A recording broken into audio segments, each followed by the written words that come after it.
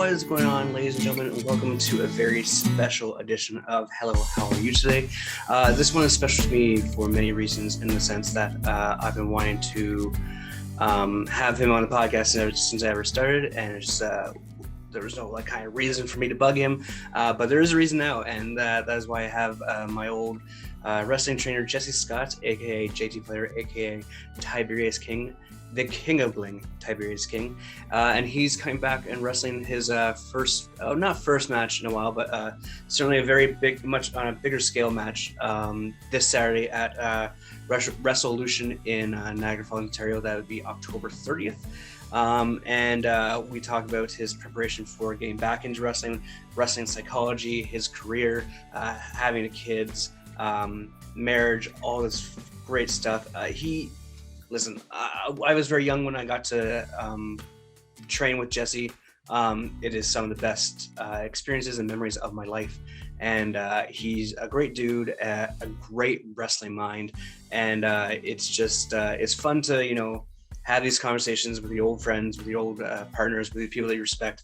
And although I didn't start training with him, I actually originally started training with Chris Thorne, who is running CWF, who is running the show that Jesse's be on. But most of my knowledge from wrestling in-ring style comes from Jesse's tutoring. So I'm very excited to have him on the podcast, and I'm hoping that you guys are very excited to hear the podcast. It's a great listen about the struggles of life, and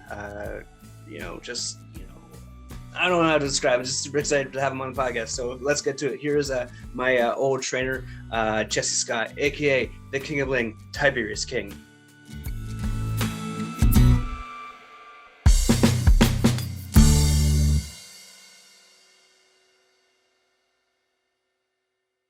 Are you psyched? You're doing it. You're doing it again. I'm ready to go. Are you training at Thorns to get ready to back into bumping shape? No, I actually I did 2 matches for Tornado. He kind of does them a little bit low key. Well, these ones unfortunately are more low key. So we did those last week or 2 weeks ago. So first time in 2 years. So 2 years. Oh man, I thought it'd been longer. No. Yeah, probably of the last. Well, I mean, COVID time kind of erases 2 years of your life. Yeah. But I was probably wrestling about 3 times a year, maybe. Okay. For the last 6 years, maybe 5. And so, will this be the show that you have coming up? Will this be the first time your kids see you wrestle, or? Yeah. Oh, so that's exciting. Yeah, I don't tell them I wrestle because I don't want them to be wrestlers. So. All right, we'll get into it. Welcome to the podcast. I'm here with Tiberious King, Jesse Scott. Hello, how are you today? Let's get into it, because you don't want your kids to wrestle. It's fascinating because you trained me originally, and you hate wrestling, but you still wrestle. Yeah. Well, you can hate heroin, but you're still going to do it. So I don't know, man. I don't know where to start, because you've had such a long career, and you are one of the most respected people in Ontario professional wrestling. I listened to that podcast you did with hacker Scotty O'Shea, and you were kind of brushing off, but the influence that you have and the respect that you have for neo wrestling and with all the younger wrestlers in general is astronomical. How does that do you try? I know you're trying to be humble and everything, but do you realize the importance that neo was to independent wrestling in Ontario? The early stages, yeah, for sure. I think we influenced a lot of people, but I feel like the further away we get, it's I don't really know. I don't really talk to a lot of wrestlers out there now. I'm removed from the scene, so I'm not too sure, but it's definitely pretty cool if we're still an influence or have influenced people. But yeah. And speaking of that, you've been wrestling for now is it over 20 years now? Yeah, I think it would be 21. But I will put a caveat and say at least 6 of those years I was on the shelf with injuries and a couple surgeries, stuff like that. So. But that's part of the game, isn't it? Though, right? Those still count, because you guys still rehab, you still recover. And let's be honest, you're probably most people still trying to wrestle through those injuries. Albeit not the Yeah. smartest decision, but still doing it. No, like I had when I had my ACL done, it was good. I was back, all right, feeling good, and then I wrestle again, and then I was wrestling Nick Sin, and it was too far out, and I did a springboard. Um, and in hindsight, I tried to protect him because he was so far away, and then I landed and blew my knee out again. And so I'm still living with that one. And then, with the Canadian healthcare system, which is extraordinarily slow, and you factor in 2 years of COVID. So I'm like, 3 years removed from blowing it again. And, I need to get it done. And so, sometimes I'll be walking and I'll like virtually fall. So, but no, well, it is Oh my what it god. is. Yeah. So got to get that done. And then, I'm 40 now. So I doubt there'll be a major push to get anywhere. Trust me, I don't want to get anywhere. But yeah, injuries. So obviously you said that you don't want to go anywhere, and this is with wrestling, but um like you still do it because of the love of it, because the art form of it, like kind of speaks to that in terms of like the being in front of the crowd and like being able to tell a story through a wrestling match is such a unique experience that I don't think a lot of people truly understand that about professional wrestling. Yeah. So a couple of things, like when you're in it and you're in the match and you're having a good match and you get loosened up and everything's going according to plan or no plan and you're just winging it and it's great. Um, it's just a lot of fun, and people are getting behind it, and it is a lot of fun. But a major part for me is probably the camaraderie, of the guys. Like that's for me, that's the most fun, because a lot of these guys in wrestling, I've known for so many years, but you don't see these guys unless you wrestle. So that's really, to be 100% honest, why I still do it is to see some of the friends that I made over X amount of years and go out after and have fun and kind of, be those old decrepit guys, reliving the glory days and talking about went back when we were young and stuff like that. So How often do you guys like? How often is the story of you guys sharing old stories, or how often is the stories now like, oh, my kids are doing this now, or my yeah, oh, it's definitely a mix for sure. Like, kids definitely, play the major role in my life now, right? So everything, this was supposed to be yesterday and earlier, but kids kind of coming in and derailing everything, right? So Yeah, and I see that you got cats as well, which is yeah, fantastic. there's Yeah, my cat. She's probably right now excited. my wife and I are like we're just waiting to try and get a home so then we can have a kid. Oof, It's a whole scary. it's a All I'll whole say is, yeah, it's a whole thing, especially in today's market, trying to get a house, right? It's yeah. insane. I couldn't imagine, like we were lucky we got our place. Um, when did we get our place? 6 years ago, here in Welland, and we thought, oh, this is expensive. Where it's almost tripled in value now. But then the thought is, oh yeah, well we should get a new house. It's like, where do you go? I'm sure I've got this value, but then you know you have to get into a like a outrageous $1.2 million home, which isn't a $1.2 million home in my mind, because you're not getting the amount of property, and it's just, yeah, it's tough. We went to like two open houses yesterday, like literally yesterday, and one was like a detached home, like a 3 bedroom, and that was like $549,000. Not bad value for what it is. And then we went to one that was like a townhouse that was 379, and it was like and it's like each landlord was like, yeah, no, these are like $100,000 over what they get, and they're gonna get offers that are Oh 50, yeah, 60 over the asking price. And I looked at my, I'm like, so we're fucked. We're yeah, screwed. yeah. How do you compete? The only thing to do is to jump in and then kind of batten the hatches.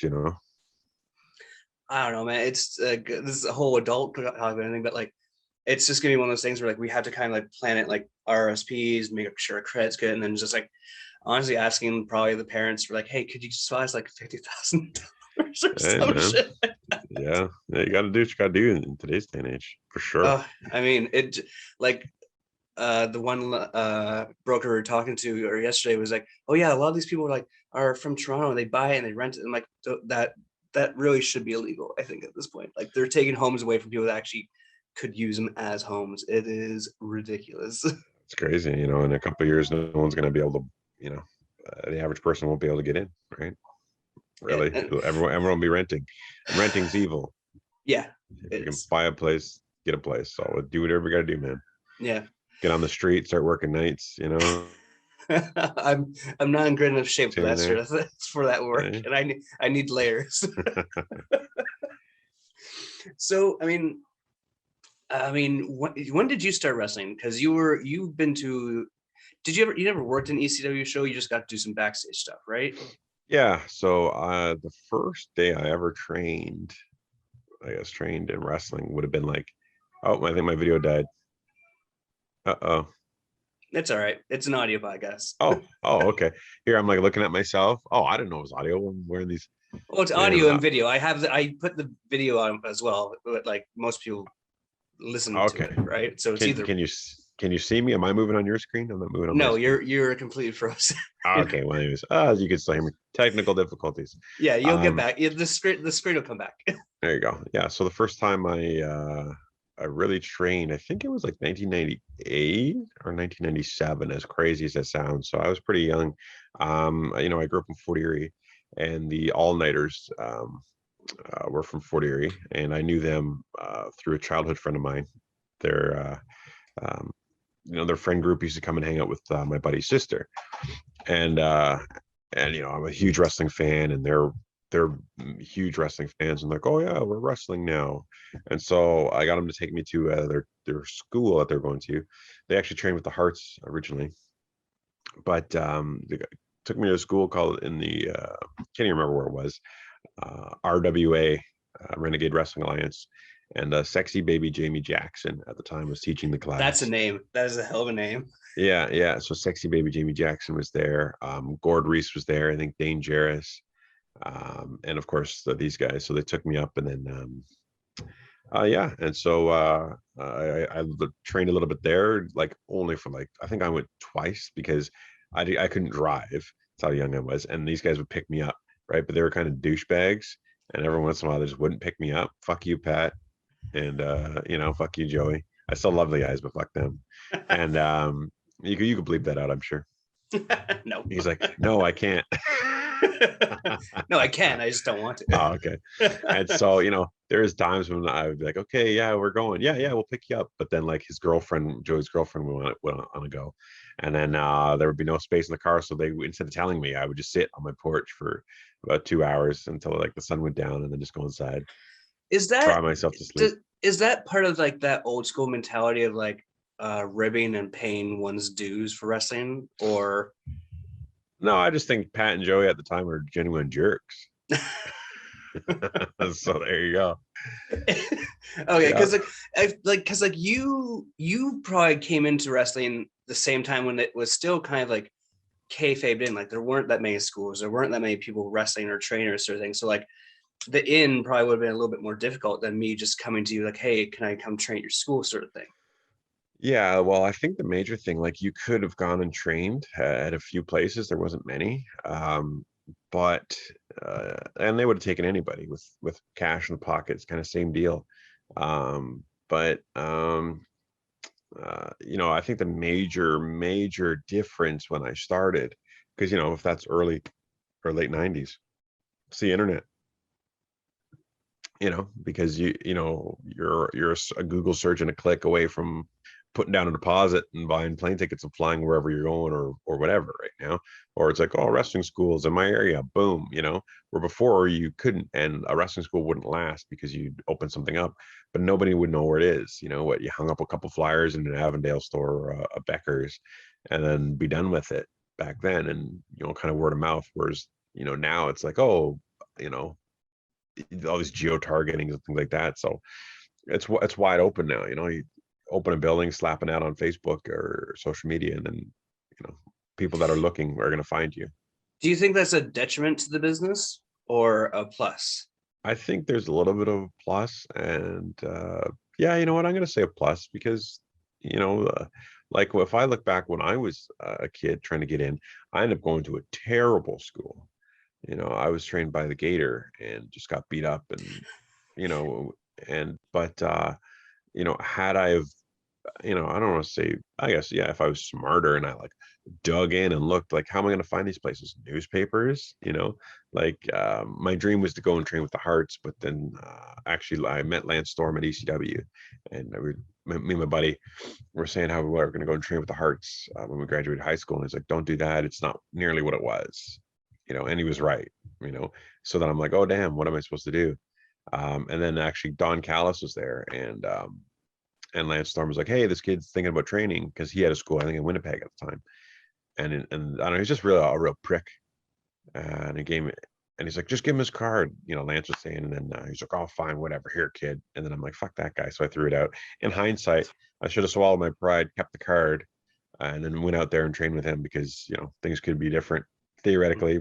I wouldn't have got beat up and abused my first training in wrestling. So. Yeah, no, it's so like I had the pleasure of being one of your students at Neo, and like you would always go off on these old stories about Gator, and like it was they never really sunk in, because I was like, there's no way. And then you shared a story about him on Hackers podcast, Wrestling Myself, and I was like, all the memories flooded back of you telling us these stories. I was like, oh my god. Like you must have some serious PTSD from that experience. Well, you got to think, like, I'm 17, 18 years old, and a 6'5", 35-year-old man, or however it was at the time, 30 years old man, just beating us up and calling us names, and we're just like, I'm like, oh, I guess this is it. There's a wrestling ring. I guess we just have to be tough, right? Which is crazy, and to a degree, there's like a washing out process. You got to make sure, guys are, I don't want to say tough, but that it was just way beyond. And it's not that he was testing anybody or anything like that. He was just a complete crazy psychopath. Like, I mean, it is what it is. He was a crazy psycho. So, we were there training with someone who was completely mentally insane. So there you go. Like, but like your training method was so different, right? And like you were insane, but you were insane in a way that you would just, like, if you wanted to prove a point, you would wrestle yourself, essentially. Like I remember vividly, like you just working a match with an invisible opponent and selling and bumping. It was one of the most fascinating, fantastic things I've ever seen in my life. Well, I think that is all the experience that had come over the years. So going through something like those years, and then actually, because then, I was trained by Danger Boy, and he came from Whipper Watson School, which was supposed to be completely psychotic and crazy.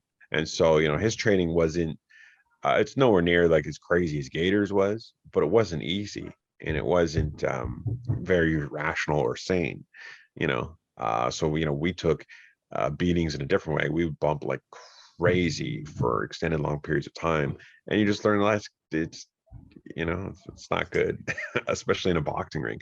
So and I had the benefit of guys like Showtime Eric Young coming down, and and training, and Sean Spears worked with us for quite a bit, and so I think a big benefit for me learning is when Spears came back from WWE the first time, being cut. He came back to our class in our school, and taught a lot, and so that was just years of experience, but you learn, and watching a lot of film and studying. So yeah.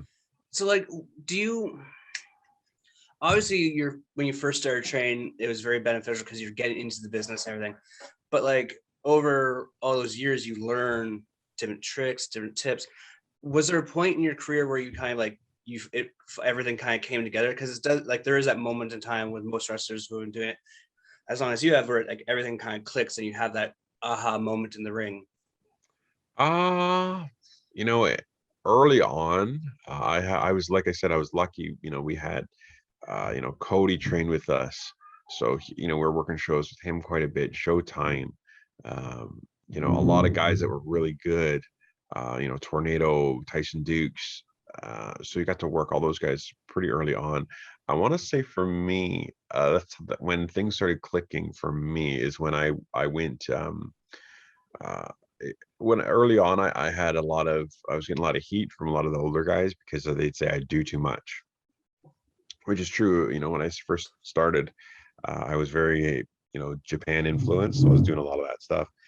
And this guy Jace Fury and we kind of palled around, and we do all that stuff, and everyone's like, you guys are doing too much, you're killing the business, blah blah. So I said, all right, fine, fuck you guys, I'm not gonna do anything. I'm not doing anything. I'm just gonna sell. And so I think I stole a lot of stuff from Devon Dudley.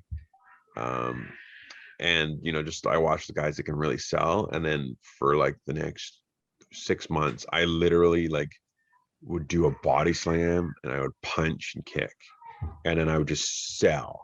Like someone give me a slam and I would just sell the shit out of it. And so a light bulb went off there, because it's like, oh, I didn't really necessarily have to do all that crazy shit and still have the same reaction. But I was an idiot, and then I should have stayed with that, but instead I started doing moves again like a fool. But also I was wrestling out east in 2002, I want to say, and I took on a superplex from Fleshman, and I hit my tailbone really hard. And I couldn't walk for about 10 seconds. I couldn't feel anything on the lower half of my body. I couldn't move my legs. So that was very scary. And we were wrestling 7 days a week. So I had to take, 2 days off. But of course, that I couldn't get paid. Right. And that was my only source of income. So I realized, oh shit, like I got to do something. So I would put the boots on, put the tights on, everything, go out and wrestle. But wrestle in a way, like you don't learn how to work until your work hurt. That's an old adage, and I believe that because that's when I really learned how to work and how to wrestle. So like, and speaking of that, like, do you feel like there's a proper way? Because like right now I'm training with Tyson Dukes, and we're taking it back. We're doing more grappling, old school black tights, like no high spots whatsoever. It's all like mat based stuff. Yeah. But with your style, it's like you could fly a little bit, but you're a bigger guy. So like, I feel like you did that just kind of like pop the crowd and like be a little bit different and everything. And you always had such personality, like in between, whether you're getting heat or giving heat, you would just exude this like larger than life personality. Looky here, King of Bling, Tiberious King sort of thing. So like, is there a middle ground that's perfect, or what's your take on it? For sure. Well, and if you watched, how I wrestle, it's like you want to wrestle and make sure your style confused to whoever you're working. So I know, I'm sure you remember Tyson and I had a few matches in Neo, and we'd start it nice and do your chain shit and go in and out and and really work that way, but also fuse in some of my stuff. So you definitely need to have a base of that mat work and stuff like that, because if you are hurt, you could still entertain a crowd by doing something like that, just working someone's arm. Like, the wrestling ring is like, they say it's a canvas and you can paint your picture on it, but also to me, I feel like it's a vast ocean. It's like a vast sea, and there's just all this, you can go one way and go another way, and it's almost like an infinite, endless ocean of possibility. And you don't have to get stuck in a formulaic way. Like guys throw each other over the top rope to the outside and then do a dive every fucking time, or go outside. What do you need to go outside for? Here's an idea.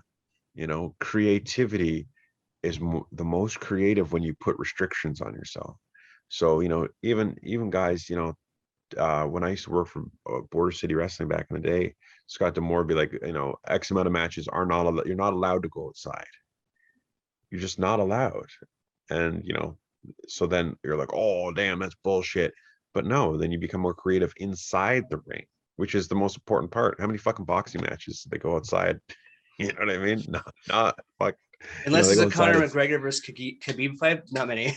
Yeah, not many. So like, I think I feel like I got myself off topic. I don't really know what I'm talking about, but we're talking about ring style and like, personality mixed with ring style, and like, how it's so vast. Like it's an ocean, like you said. Yeah. It's not just it's a canvas, Yeah, well, personality, I'd watch, like Mr. Perfect and Ric Flair to get that kind of, watch those matches. Those guys have plenty of personality, but also, they can get it done in the ring. So that's kind of where I wanted to go. I probably lean more on the personality side than they would. I'm not comparing myself to them by any stretch of the imagination, but that's just kind of, Well, I think that's a fair comparison because like you would be able to draw like the fans into your emotion in the ring. Like, it's very obvious. You can ask anyone that you've worked for, anyone that you trained with, like you have this infectious personality that the crowd is with you, good or bad, sort of thing. I appreciate it, but they made more money than me, so Yeah, well, I mean, that's I the think like opportunities to be damned. Like, I mean, they're like you've mentioned in the past that like if I had done this, I've done this. But it's like it is what it is. I mean, like you are now with a beautiful wife and two awesome children, so I don't think you have any regrets. Plus, you still get to have fun and wrestle. I mean, oh, that's for pretty sure, yeah. sweet.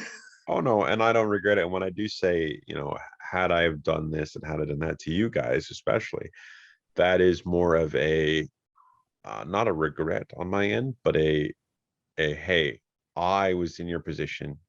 I did this. Had I have made this decision, maybe this could have gone this way. So it's more of an educational point for you guys, where it's like, don't make this mistake. I made mistakes. Don't make my same mistakes. You know what I mean? Mm. It's kind of like trying to lay the groundwork for younger guys. Be like, hey, I did this and I could have done this, and And so let's talk about like the younger guys. So I got to train with you when we had the Neo Wrestling School in Niagara Falls when we were at Billy Irwin's gym, yeah. and we saw like people come, people go. I mean, not that you probably don't regret it, but I feel like there's probably a little bit of resentment towards how the school ended, maybe, and like how that worked out. Because like you really did love training us, but at the same time, I feel like it was maybe too much of a burden. Am I right Oh, on that? oh yeah, for sure. I mean, because I think we were going 3 days a week, Three, something like that. 4, if we were lucky on a Saturday. Yeah, right. And that was for a few years. And some people were there all the time, and some people weren't, and some people took it seriously and some people didn't. But I think more of a little bit of a disappointment, a letdown, uh, emotionally for me, because I was with you guys for, call it, 6 hours a week, and some people just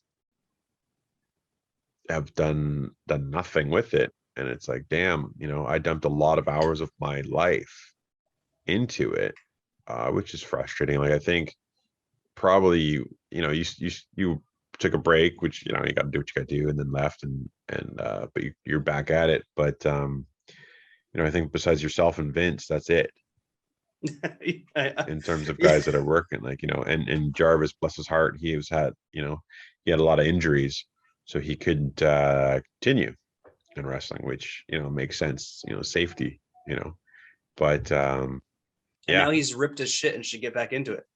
No, he's injuries, and he can't yeah, he was still ripped and getting hurt, so it doesn't matter.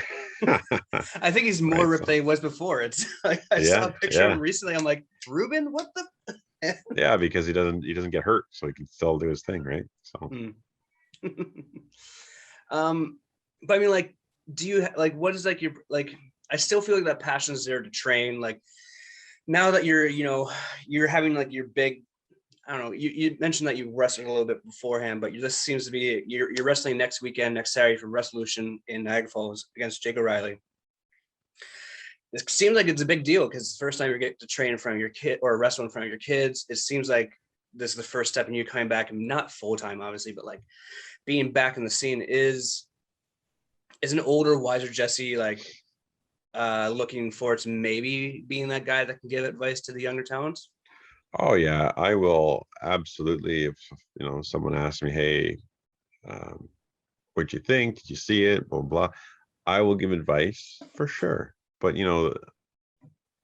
with the advice, um a lot of younger guys will ask your advice and they'll go ask someone else's advice, and they'll keep asking it until they get the person who says, no, everything was great, everything was fantastic, don't change a thing. You see what I'm saying? Yeah, no, So it's like like, they're looking for positive reinforcement, and that's so yeah.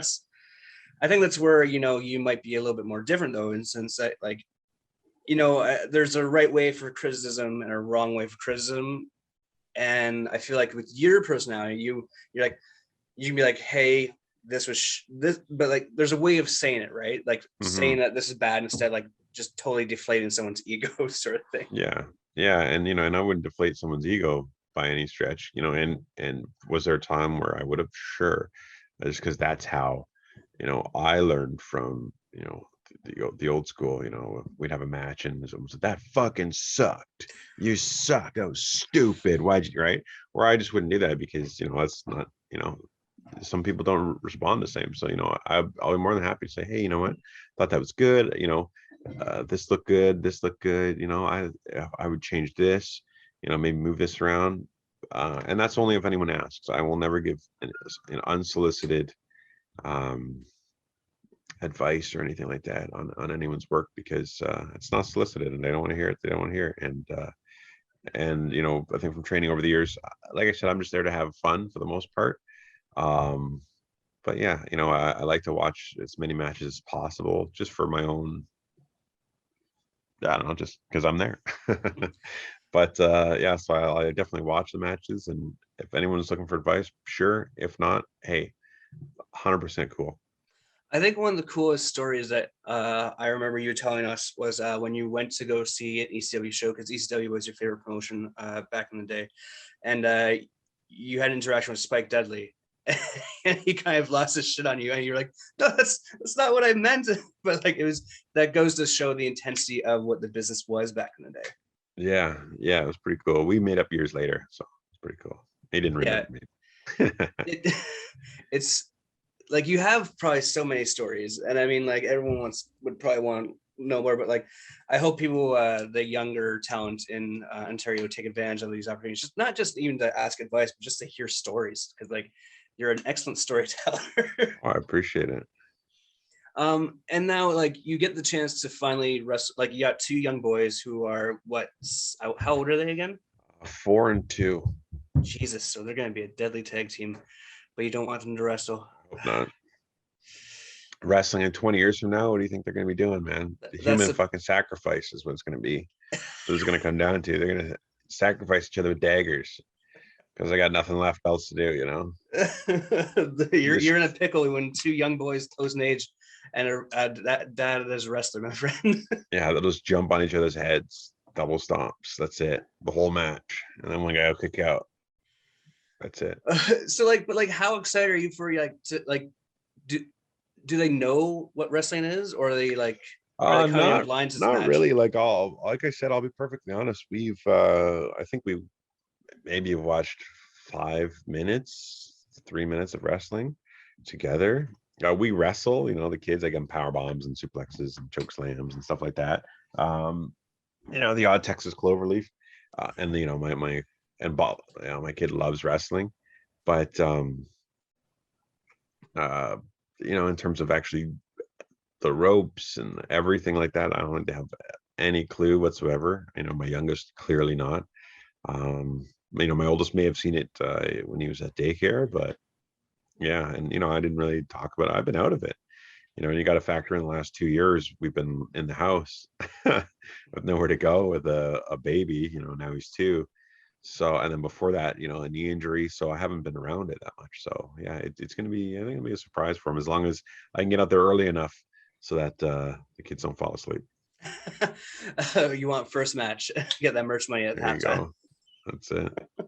But how excited are you to be able to like kind of like surprise your kids? Like they're going to be in the crowd and they're probably not going to know that you're back there, and you're going to come out and they're going to see their dad as this larger than life figure. Like that's got to be a cool feeling. Yeah, that's I'm kind of excited about it. I think part of the unfortunate thing is I do have, a knee that's nowhere near 100%. So, when I run ropes or turn, I have to be very careful. I've got a knee brace on, but even those 2 matches I did a few weeks ago, going into someone whipping me in the corner, it's like, yeah, that pivot foot is a lot slower than I typically would do. So it's not gonna. The unfortunate thing is, it's like, yeah, this is gonna be one of those things where it's like I'm not where I want to be physically. But you know, I like wrestling for Thorne, and it'll be fun for my kids to be able to see me. And you know, the audience might think it's a stinker, but I'm sure my kids will think it's great. So, Just no springboards, okay? nope, not happening. But you're wrestling a guy who's well traveled himself, Jake O'Reilly. So I mean, like that's got to Yep. ease your mind when it comes to like what's going to happen in the ring, because like you're both two professionals. I mean, Oh yeah, and you know what? I've wrestled Jake, you know, many times over the years, and you know, we gave him his first match ever was a Neo wrestling match.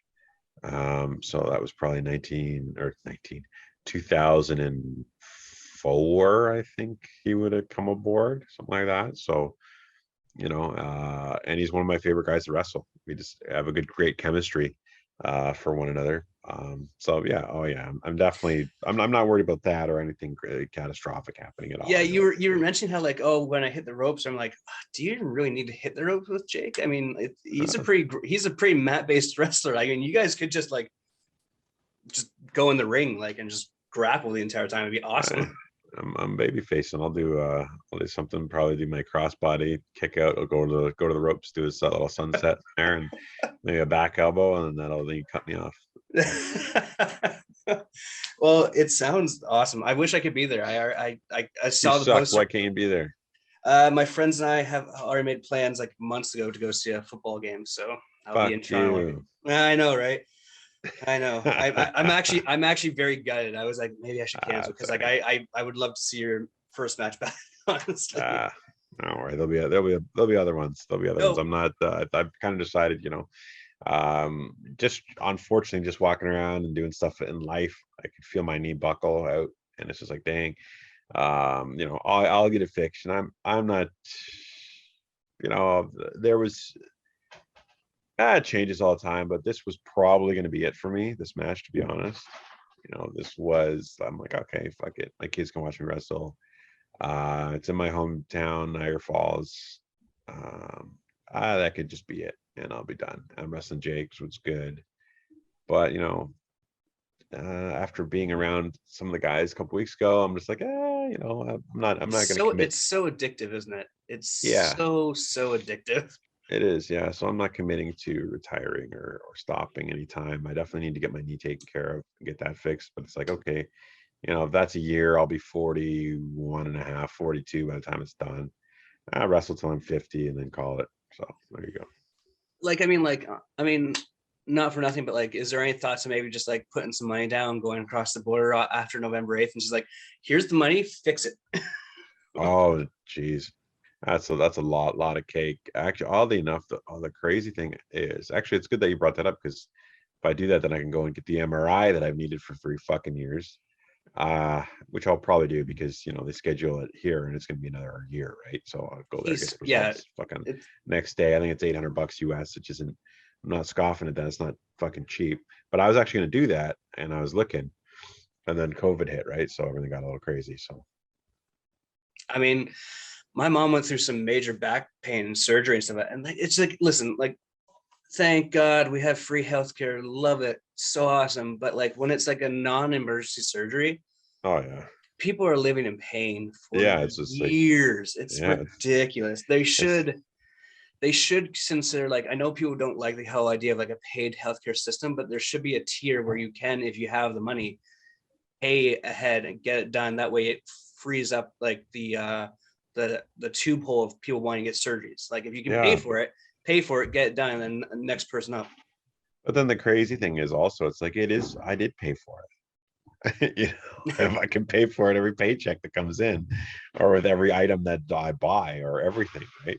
We're Yeah. paying for it. So like, what the fuck's going on? Let's you know get somebody else in there to figure out the allocation of resources and how to get this thing moving, right? Anyways, I could I go on mean, and on about that. like, so like my mom was in the hospital for the past like year and what with a GBS, and then my wife just had emergency Mm. surgery on her gallbladder and everything, and like that 8 hours in the emergency room, and like I go back home and my parents are like, oh, so does Maka like the free healthcare in Canada, because she's from Santiago, and we're like, no.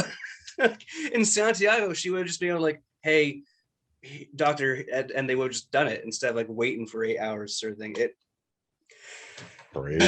Canada, bless it. and its You wait flaws. for 8 hours. Oh yeah, maybe there's something wrong with you. She's sweating, toxins entering her body. Like what the fuck? People aren't wearing masks in the emergency room. People are Oh passed out. There's mental illness or drug addicts all running yeah, around. It was just a ball, eh? The ball. Oh well. insane. Oh my goodness. And now, like, so your kid's gonna get the wrestle. You're gonna get the knee surgery. You're gonna keep on doing it. Um, I know you briefly mentioned you. I remember last year or 2 years ago now, you texted me like, "Hey, get in shape, brother. I'm bringing Neil back for one show." And you mentioned this on the Wrestling with Myself podcast with Yeah. hacker Scotty O'Shea. T's and P's to him, obviously. I mentioned him in the last podcast that we did. Yeah, and yeah. Oh, go ahead. Oh no, I was just said yeah, man. Thoughts and prayers to Scotty. And sure. of course, we'll put the GoFundMe on his on the bio for this because we want to support him, good old Ontario wrestler. But is Neil coming back even just for like a one-off? Like, because I feel like you have a very sour taste in your mouth with the way it ended, and you kind of want to give it that high note. Please, no rounds this time, please. Yeah, no, I think the way it I'm not I'm much more at peace with how it ended. Like way more, because the first time we had a show and just we didn't go and do it, and that was terrible. That was 19 or 2000 2006 2007 or something like that. Where the next time around it's like, yeah, okay, we did show, that's it, we did it, okay. I'm no qualms with how things ended. Just the hard part of it ending is that when you're the only person hanging up posters and doing things, it's very tough. It's very tough and stressful. And I was 100% gung-ho. I could do it for one show, but then COVID came around, right? So, and now it's just changed everything. Like, to be perfectly frank, I don't want to add a layer of checking people's ID and COVID vax passes, and do people need to wear masks, and no, and whatever. I'm okay. I'm not gonna do anything like that. It's just no, that's a little too much for me. And it's the time is just rolling forward. And then for me, okay, I want to put on the Neil show, great. I have to rent a ring, okay. I have to rent this. I like being in control of my stuff. I like to have complete control of the look and everything.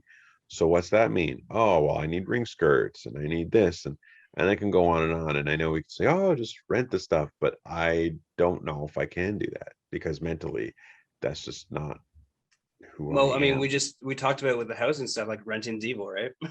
Yeah, I mean it's great, and uh it's not like for one show. What I'm trying to say is, like, I'm too much of a control freak to just put on a show. Here's the ring. Okay, it's not the Neo colors. It's not the Neo look. And then just put it on and call it a Neo show too. Mm-hmm. So that's part of it too. So what am I going to do? Buy all this stuff? Spend 15 grand for one show and then sell it all after? That's just a little crazy. And I know it sounds weird, but I'm a weird cat sometimes. No, I think there's just like the nostalgia feel for a Neo show. I think a lot of people would want to see it happen. A lot of people would want to like relive those gold glory days, but sometimes that's just not possible. I mean, like there's other ways to kind of do it. I mean, like you could do like a Neo and CWS show, but then you're succeeding control to someone else and partnering sort of thing, right? Yeah, I mean, maybe what year is it now? 2021. So maybe 2022.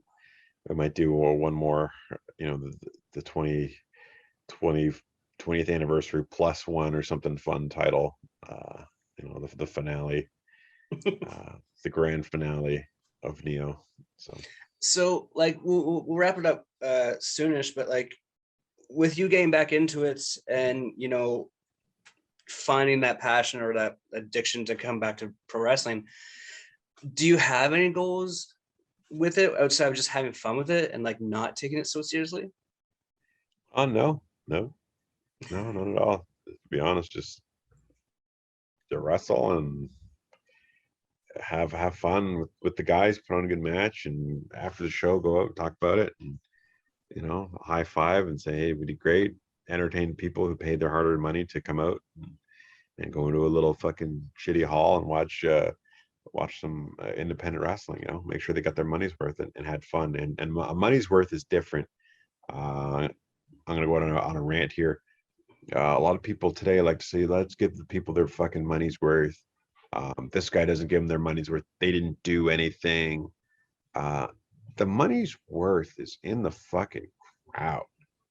If they cheer and you do fucking nothing and they're having fun and they loved it, that's giving them their money's worth, right? If they cheer, you know, you go out and do 15 or a million, you know, this guy, you know what I'm talking about, guys go out and do a million moves and everyone's sitting on their fucking hands. And you're like, oh yeah, I gave them their money's worth. No, you didn't, because that's not the groceries they went to the store to buy, right? So play to your audience, and you can, as long as they're having fun and, you know, having a great time. It's not for an right, and half dead fucking soulless chants. This is us. This is Russ. Like, they're not even saying it passionately anymore. You know, it's just a fucking like a regurgitated reaction. Okay, this is the part where I as a crowd audience yell this. You know, it's like, no, get them out of that. Get them to buy emotionally. Get them emotionally connected. Then they get their money's worth. I think that's the lesson I got from you, most importantly, when I was training with you, is that like, like, you don't have to do anything. If you can talk them into the building, you really don't have to do shit. And also, though, and it'll still be a great match. I mean, there's so many instances of like main event guys from WWE, Impact, like, who are very like, not basic wrestlers, but like they know what works and they don't have to like overexert themselves to have a great match. And like, if it's get maximizing what you do, so the less is more. You know, when they say less is more, it's not do nothing. It's when you take that punch, sell it, turn, reach in your mouth, check your tooth. Oh fuck, you know, guy comes at you, kick him in the stomach, punch him, but you're not going on him right away. Then you're still checking your jaw, making sure it's in. Those layers are adding like that time. I think we've had this discussion when we were training. Those tiny little gaps, you're filling up all those gaps of that movement. You're filling it with something. So you're actually creating a fuller, broader picture than just, okay, punch, elbow, elbow, elbow, elbow, hit the ropes, duck, you know, flying kick to the face. Oh, but he rolls outside, dive on him, throw him, you know, like you're making it meatier instead of a movie with explosions. You know, you can still have explosions like an action movie, but you're filling it with substance. You know, it's like a Michael Bay movie versus fucking Heat. You know, Heat, in my opinion, is one of the best movies ever made. And there's action. There's two major action sequences in that movie, and they're phenomenal. And the best scene is that diner scene where it's just like a slow burn. Yeah, and because you're ratcheting the intensity until you get to that point, and then it tips, then the action comes instead of just action, action, action, action, and there's no ratcheting of it, so the action doesn't mean as much. But anyways, give the people their money's worth. Take your time and you know, make it a meteor thing. Well, you saw Dune the other night, right? Yeah. What do you think? So like I loved it, but at the same time, like, I haven't read the book, so I need this. I need it. I need more. I need the sequel. I need the finish. Right. I need it. Like it was so stunning. It was beautiful, and like the characterizations, everything was excellent. But like, I'm left wanting more, which is, I guess, the point. Which is exactly because there wasn't an overabundance of action in comparison to, you know, today's films, right? So yeah, there's a little bit of action to start, and then a long break until, you know, a little couple dips here and there, and then you know, there's a major battle, and it's like, that's what I'm talking about. That's building. And you know, I didn't read the Dune book, but I did. You know, when COVID time hit, I watched the movie again, the 1984 version, and then I got on the audiobooks, and then I ripped through 6 of the audiobooks. So you know the whole arc and everything, yeah. And yeah, yeah. So like that movie it was just phenomenal. And I keep thinking about it and how vast the scale and scope was and how detailed things were, and then with the action it spikes up. So that's the true, I think, over the years, and I could be wrong, of what less is more is. It's doing more in those little transition times where you punch someone in the face and you look at your hand and you snap your finger back into its socket, and then you check your tooth, and It's and you kick building a that guy. tension, right, in between those Yeah, moments of action. right. Yeah. Like that's for me, where a lot of it, fun is, and that sort of stuff you go back to, like, Ricky Steamboat and those guys. I think WCW, that period of time, I think like 88 or 87 to like 93, and I mean, the heavyweight division was, I think, the best in terms of like a real solid mix of pro wrestling. I think that's my kind of utopia of what pro wrestling is. You've got a mix. You've got the technical stuff. You got great storytelling. The heavyweights are doing stuff. Finishes can come out of nowhere. A crossbody could be a finish. Well, fuck, of course, it's a move. Why not? is there like, I don't know how much you watch, but is there like a modern day person that you would recommend for younger talents or anyone who wants to get into wrestling that to watch in terms of like what you think a professional wrestler should be? I'll be honest. I don't watch a lot of wrestling on TV. I was a Orton fan for a long time. I think he's getting better with age. Um, Out there, uh, yeah, I mean, it's it's hard, but I might people might say, "Oh, that's bullshit. He's just saying this because he knows the guy." I watched Cody wrestle. We did tapings in a building with nobody there. This is Diener, And right? yeah, Yeah. and he wrestled, and I think after seeing what I saw, and I've known the guy for 20 plus years. I was there for his first day of wrestling school. Um, I think he's one of the best that I've seen out there, to be perfectly honest, right now. In terms of doing what I'm talking about right now, can he do a Frankensteiner off the top rope to the floor and dive planche over the top? Fuck no.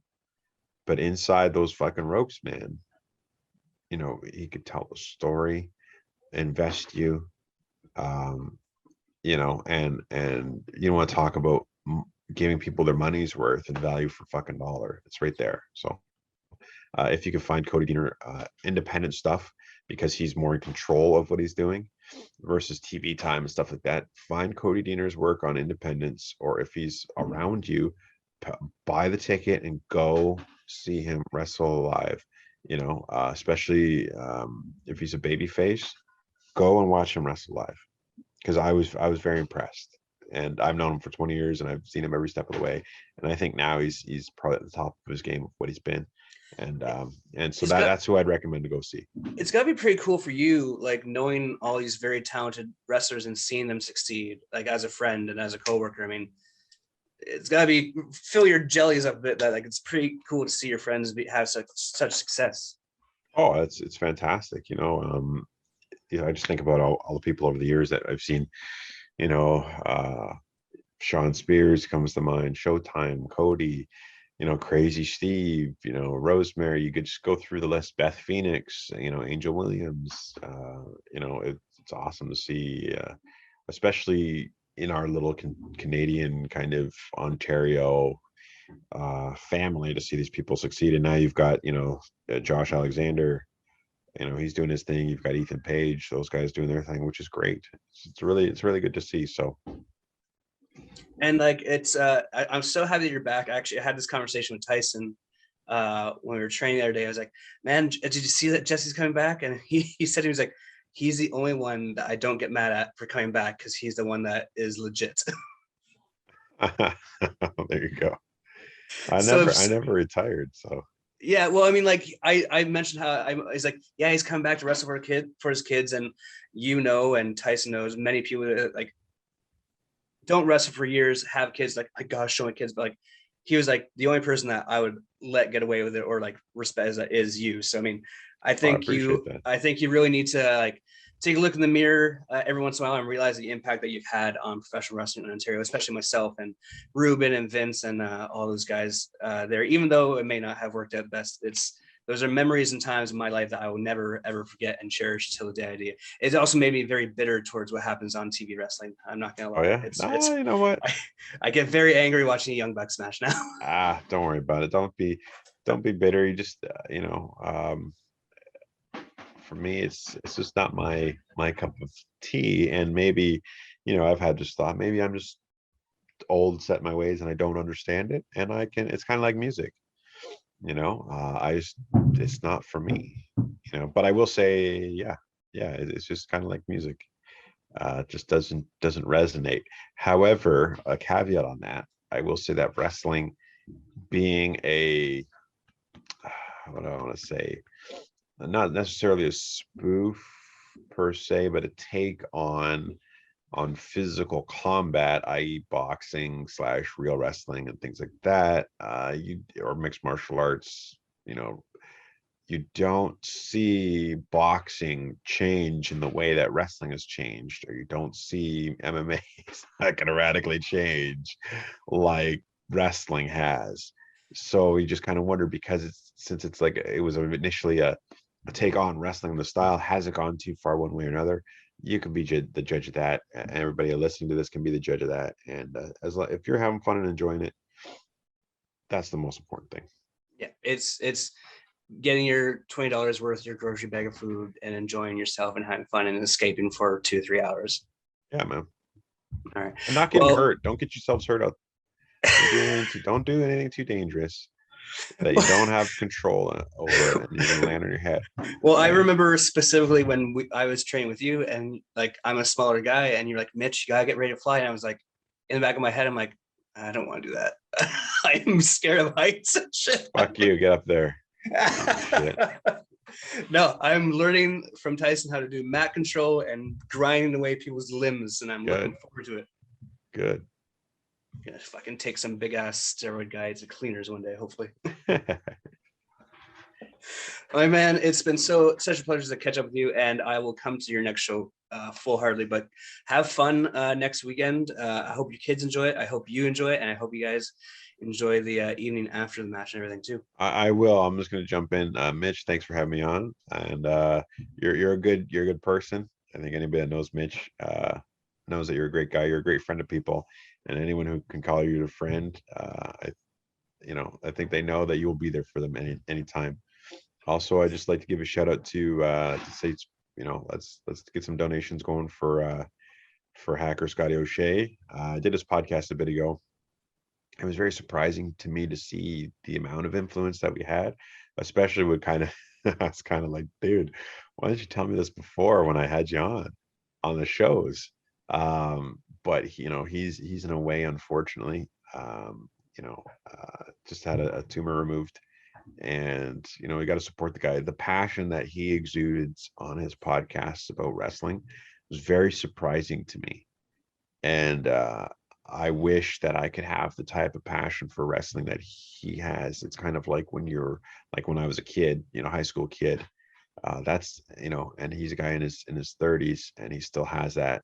And now that things are opening up, it's very unfortunate he can't do what he loves and what he wants to do, and with a kid on the way. So anybody, please, Mitch is going to share the link.